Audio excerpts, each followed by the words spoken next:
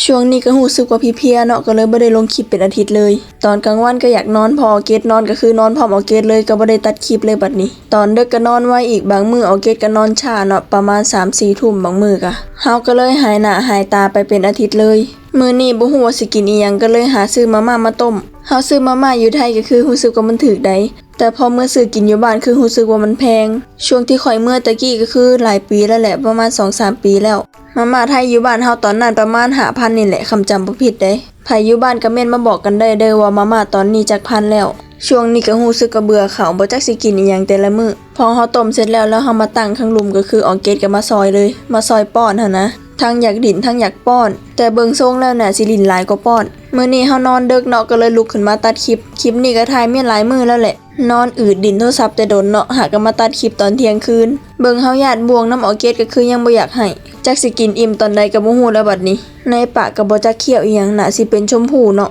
คำออร์เกตเคี้ยวแล้วกลืนบ่ได้ออร์เกตก็สิคายแบบนี้แหละออร์เกตเคี้ยวได้แต่ว่าสิเคี้ยวบ่ละเอียดเท่านั้นแหละ